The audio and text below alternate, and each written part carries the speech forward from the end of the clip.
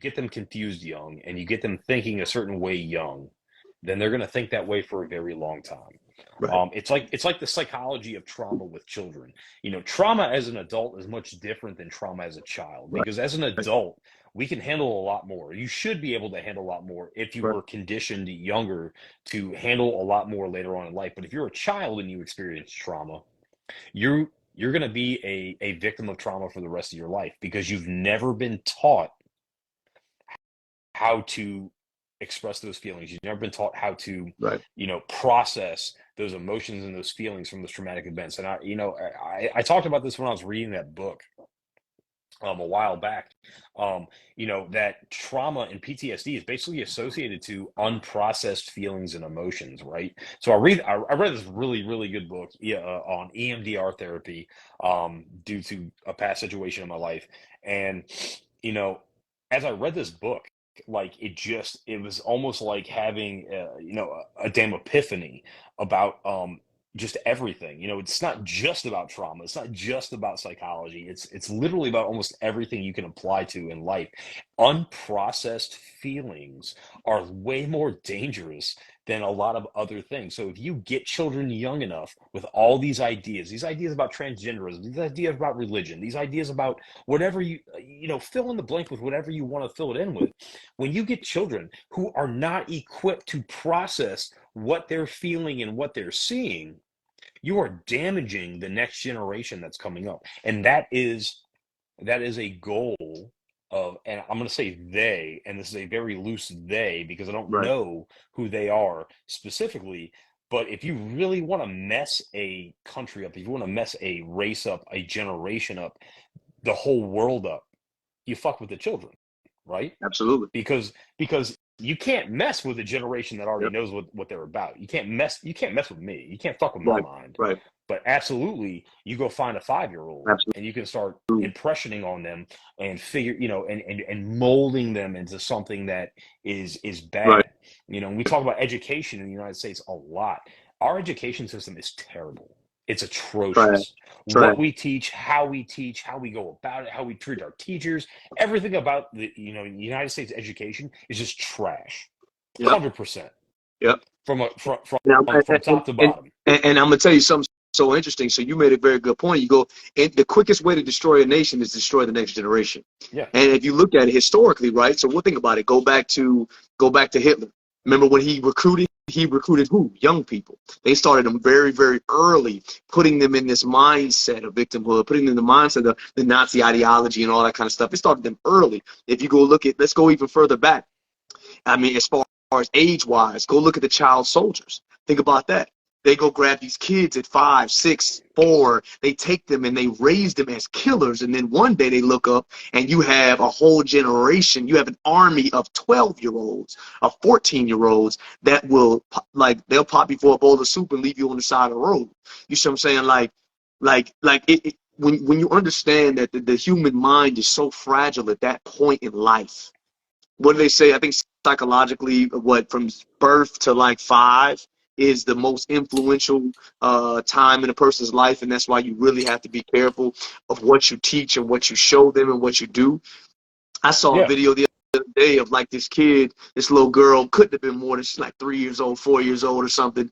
And the stepdad or the dad or whatever was like, yo, I love you or something like that. And this little 4-year-old goes off talking about, you don't love nobody, you only love yourself, and da da da da, and you don't say sorry, talking about sorry, like throwing this whole attitude and all this craziness. And people were in the comments like, oh, that's so funny and cute, but it's really not.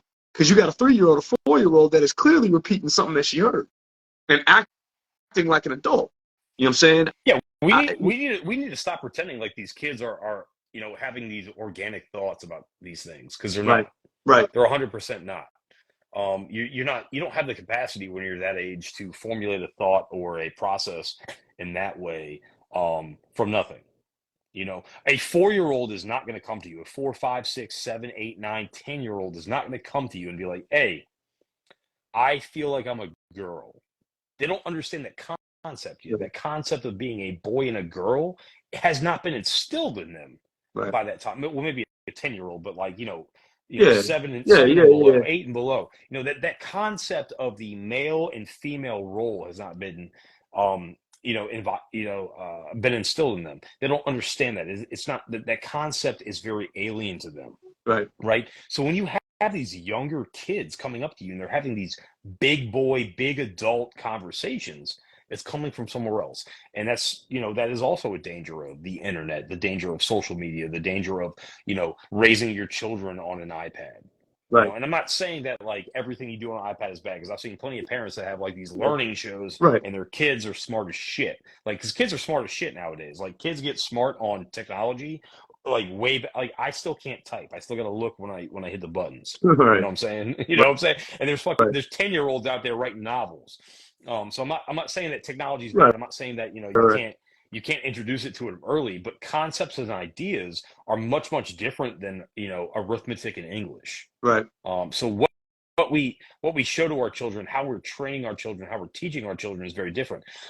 Another symptom that we have in the United States, though, is we don't have a universal idea of morality and honor and society. Like, if you look at societies like Japan is a very unified society in how they believe and how they think and how they do. So they create a better product for their society because it's all Right. unified. Right. But because in the United States, we're such a melting pot of ideas and beliefs and everything else, we're almost constantly at war with each other, trying to prove that our idea or our belief is better than everybody else's. Right. That's like the dark side of freedom, right?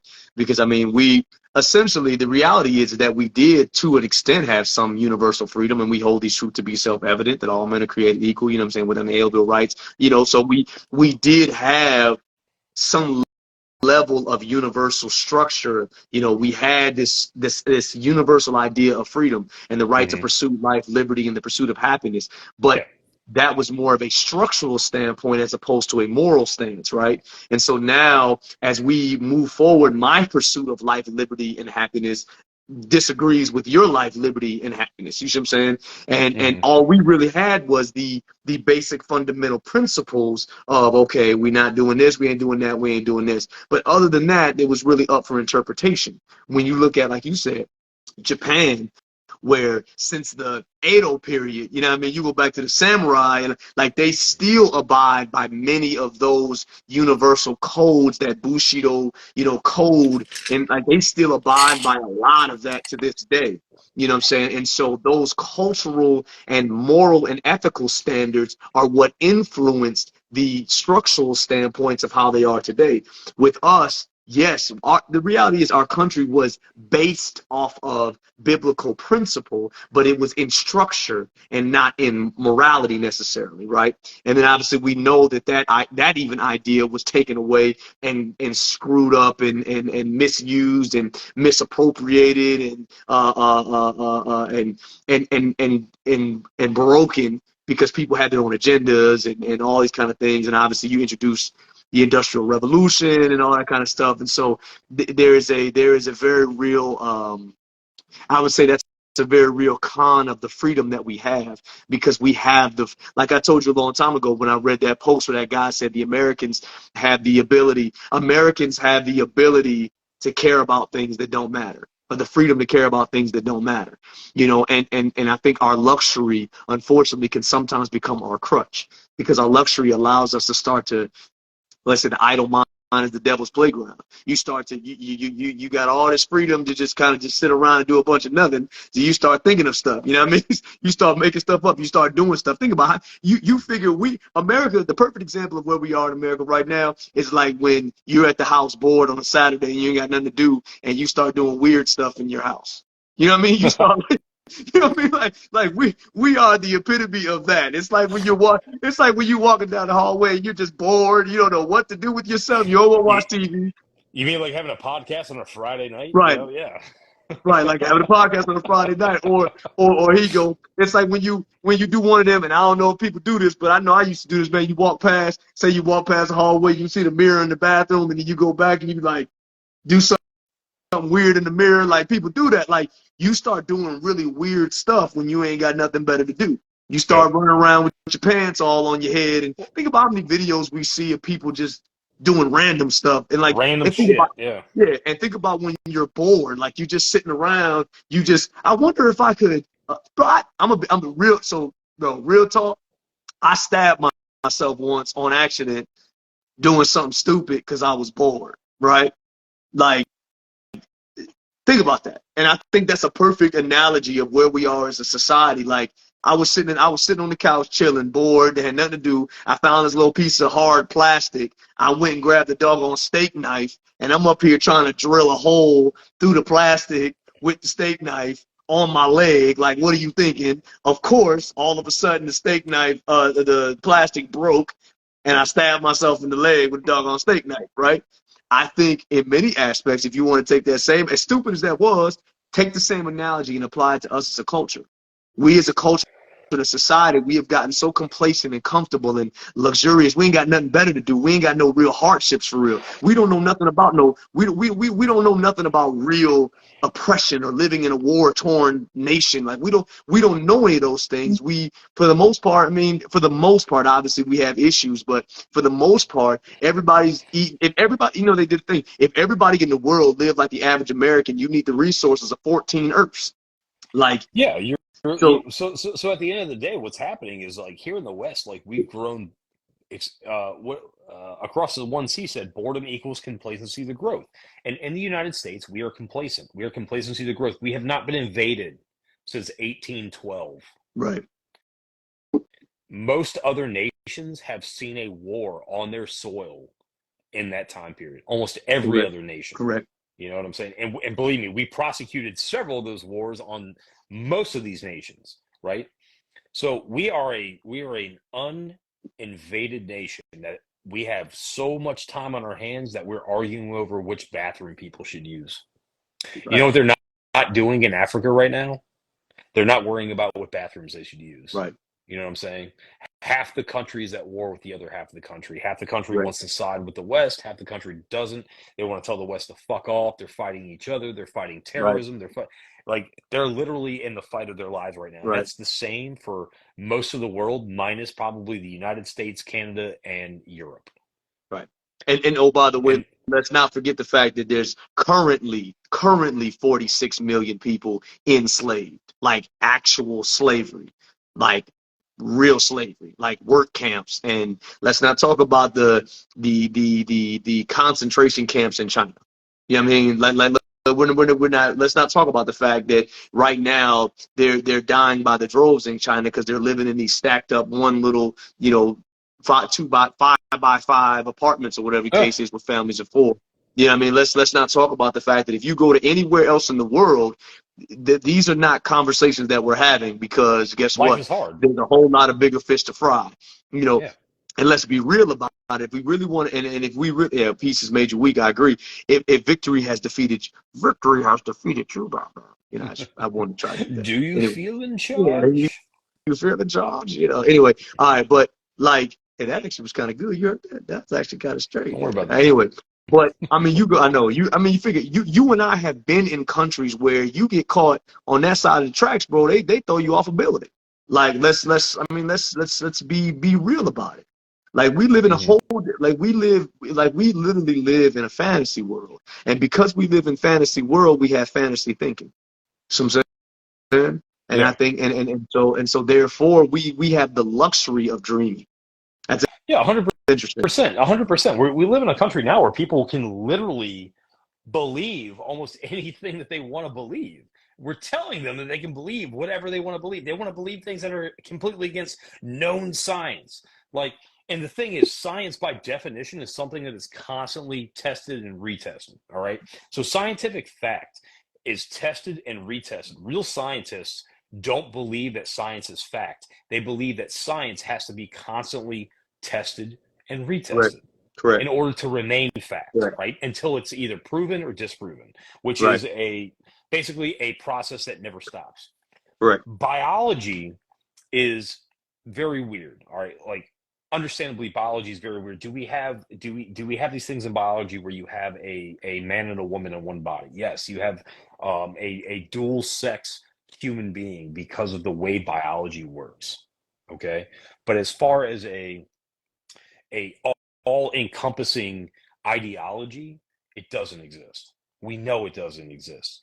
But in the West, it does exist because we have time to think about it. Do you know where they're not thinking about it at? In the Middle East. You want to know why? Because the Middle East is still a fucking shit show. All right. We've been fighting in the Middle East for 20 years. I'm sorry, longer than 20 years, 40, Right. 50 years we've been involved in all this politics and everything. And I've been working in Iraq for the last 5 years as a contractor. And I can tell you 100% that they laugh at us. They Right. laugh at the West because they're like, you guys have all these resources. You have all this money, all this food. You can, honestly, we could probably solve almost all the problems in the United States within a couple months if we just stopped looking outward and looked inward for 6 months. We can Absolutely. solve poverty, we can solve homelessness, we can solve the infrastructure problem that we're having everywhere in the world. We have so much corruption. We have we just have a nation that's at war with itself because we have been spread so many ideological lies and untruths because people know that if we actually sat down together as a Yep. nation and we're like, hey, this ain't cool. We could be France. France is on fire right now. France is they're still Right. rioting in Yeah, France. they're They're still rioting in like France for almost a they year now. yeah. They said they're not backing down. They say this government's got to go. They said we're not backing down. We're not going to work. We're not doing it. You good. You know. Majestic says you should use a cup instead of drinking out of the carton because you're an animal. Yeah. Hey, All but right. my boy, the bill paid hobbyist, he said your house, have it my way. Right? Do what I want. You know what I'm saying? Majestic, thank you though. I appreciate it. But you know what I'm Wait a saying? minute. This how you Wait a minute. mark your territory. Wait a minute, Damien. You said sorry but not true. What's not true? Which part's not true? Come on back here. Nope. No, I You think said he said sorry but true. Let me see. oh sorry but true. Okay, Yeah, my sorry bad. but true, Okay, no, not you're right. sorry. You're right. Sorry. Yeah. It's all good. Yeah, no, I mean, at the end of the day, like I say, at the end of the day, and obviously have, we have different views on this, but I think, ultimately, I think we come down to a place of I believe that the universal ethical and moral code for which the nation was founded was biblical principle. Not saying that you have to be a Christian, but it's saying that the principles that existed within the Bible were what founded the structural principles of the nation. Like that's the reality. Like they were fashioned after the Ten Commandments and all these kind of things. And I think we need to get back to the basic, like you said, a basic universal moral code. And the universal moral and ethical code that we stand by and we live by at the end of the day, because even in the Middle East, as crazy it is, they do have a moral code that they live by. For the In most the part, East, yeah. Yeah. yeah, I mean, and some of it's like interesting. They got some different thought processes, but like you go to the East, you go to China, you go anywhere, they have a certain code that they live by. Japan is a perfect example. We talked about that. They have a code that they live by, and the reality is the Japanese people, they got some crazy stuff they do over there. But guess what? They still don't. They still abide by this certain code and things like that. And I think we as Americans, once again, we unfortunately are redefining what morality is. We're redefining what African is. I'm African. I'm reading the comment. We're redefining what morality is. We're redefining what ethical, structuralism is. We're redefining it based off of what we feel at the moment, and feelings are fleeting. Feelings come and go. Feelings go up and down. And the government, what you got to understand, and we say this all the time, the government Every is show. not your friend. The Nope. government is capitalizing. I told somebody this, I think last night. The government capitalizes on your emotional virility. Like they capitalize on your emotional your emotions. They capitalize on it because your emotions will cloud your judgment. Frustration makes you lose focus. The number one most fleeting emotion that we have, the number one most powerful emotion we have is fear, and they will use it. They will use it in all different kinds of aspects. Fear of being exiled, fear of being canceled, fear of being on the wrong side, fear of being, a bad person, fear of losing your house, losing your job. Like fear is the number one, fear of your health. Fear, fear, fear. The whole point is when you are afraid, you are weak. Hmm. Period. Like, and don't get me wrong, well, in frantic situations, sometimes you can get real strong when you're afraid. You know what I mean? But psychologically, look at sports. When you are psychologically afraid, weak, when you're psychologically afraid, it breeds weakness. What do they say? The battle is won before you even get to the battlefield. Yeah. It starts here. If I can, wherever the head goes, the body goes, and that's what the government does. That's what the media does. That's what they do. They prey on the weakness of our minds, because if we all stood up physically, it'd be a whole different ballgame. Yep. 100%. And we're gonna sit here. We're gonna argue over bathrooms and Trump and bullshit. Is basically what we're gonna argue about. When at the end of the day, the government is one bird with two wings. Your Democrats and your Republicans are all part of the same party. It's one party, man. It's one party. The government is one organization, one organism that is trying to control us. So don't let them fool you when they put a bill out there, or they throw something in the news, or they get ecstatic or upset or whatnot. They're not your friend. They're not trying to help you. They're not gonna do what's right by you. The best thing we can do for ourselves is look after ourselves, unite as a people, across every race, religion, belief system, anything you can think of that can divide you. Right. Just forget about it. Just learn to hear someone else's opinion, accept it, and as long as what someone believes and what someone is doing doesn't affect your ability to take care of yourself and your family, let them be. Learn to mind your own fucking business. Right. Well, and here's the thing, and that's the key. You made a really good point. That's the key, is action. What are they doing? Yeah. Because people can believe all kinds of stuff, bro. Like, honestly, like I said, I would go even far. You can believe whatever you want to believe.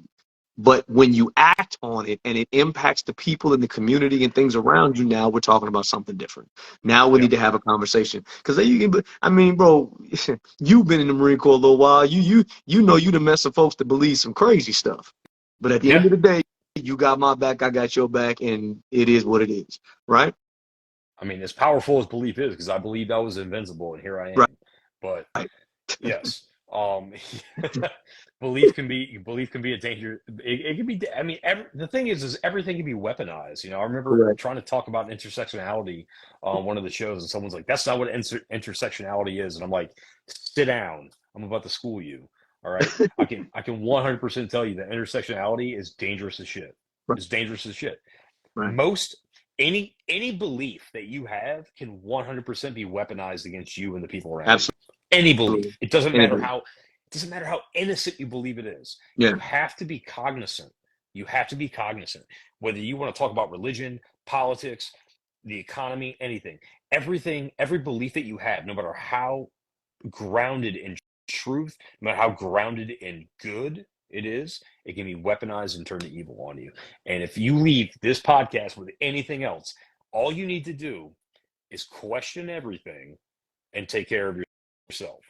Question it. I mean, ask questions about everything. Nobody has all the answers. And if no one is willing to sit down and defend what they believe and why they believe it and provide you with evidence of why they believe what they believe, especially when it comes to the government, like the government they should have receipts for everything. Like, I want to see receipts. And that's what it comes down to. Receipts. When it comes to anything that has to do with my health, with my country, with what's going on in the world, I want to see receipts. Let me see them fucking text messages. All right? Let me see them numbers. That's what I want to see. Yep. But man, we had an hour and a half now. Yeah, we were way past our time, but I think it was good, man. I think what needed to be said was said, and I hope you guys enjoyed this. We want to do this regularly. Obviously, we do this every week. Let's hit it next week. Let's try to do it earlier in the week. Let's try to hit a Wednesday or a Thursday or something. Yeah, we'll try to get it. We'll try to get it, guys. Probably gonna do like a Wednesday or a Thursday. We appreciate you all joining us. Always, we love your opinions. If you disagree with anything we said, please jump on. Say your piece. Drop us a comment. Drop us a message. Like we. Hey, where's the list? I was just thinking that. Like, man, we love it, man. We hear We want people to come together and make this nation beautiful again. Make this world beautiful again. Let's grow again. Let's get back to growing. You know what I'm saying? And so, yeah, it's gonna be good, man. Oh, I gotta do a shameless plug, man. I gotta be honest with you. What?